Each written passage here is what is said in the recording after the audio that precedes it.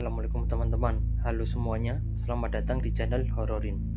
Cerita ini bercerita tentang seorang anak yang bernama Sobirin yang sering mengikuti ayahnya yang sedang sholat tirakat.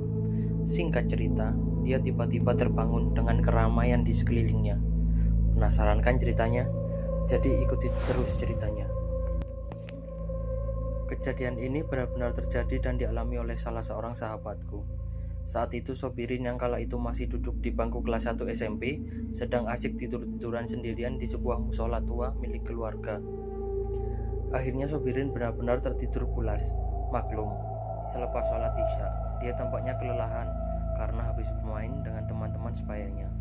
Biasanya, pria yang suka menggambar dan memasak ini memang sering tidur di musola tua tersebut, menemani ayahnya yang rajin melaksanakan tirakat.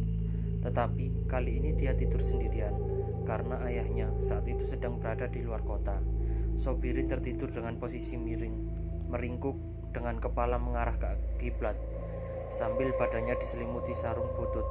Sekitar pukul 2 dini hari, dirinya terbangun karena mendengar suara orang yang sedang melantunkan ayat suci Al-Quran dengan merdu dan fasih sekali.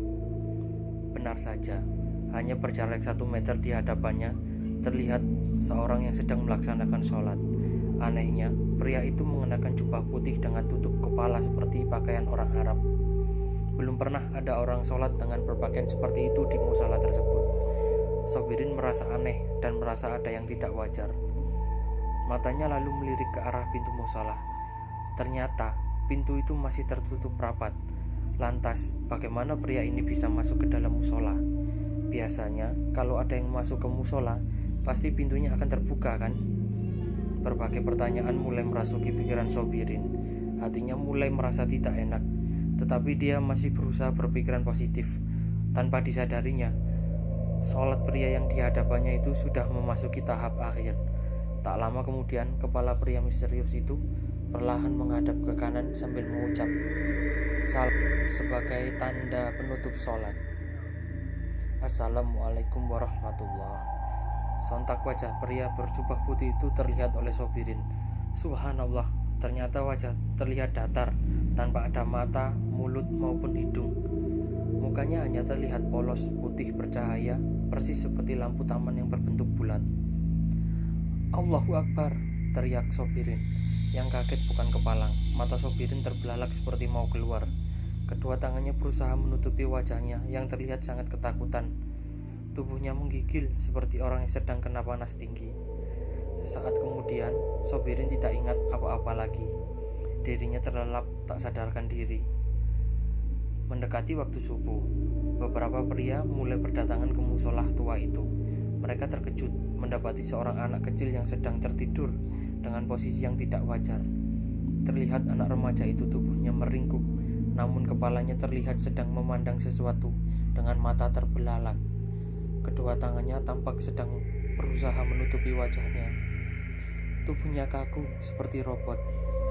Para jemaah musola itu berusaha membangunkan Sobirin yang masih terbaring pingsan. Namun, tak seorang pun yang berhasil menyadarkannya. Dia tetap terbujur kaku, tidak bergerak sama sekali, kecuali napas dan detak jantungnya yang terdengar agak cepat, seperti orang yang sedang berlari. Tidak lama kemudian, masuklah seorang pria tua yang berjalan dibantu tongkatnya.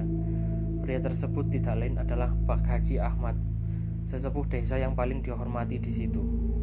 Melihat kejadian tersebut, Pak Haji menyuruh salah seorang jemaah untuk mengambil nampan berisi air, disertai beberapa bunga mawar dan melati.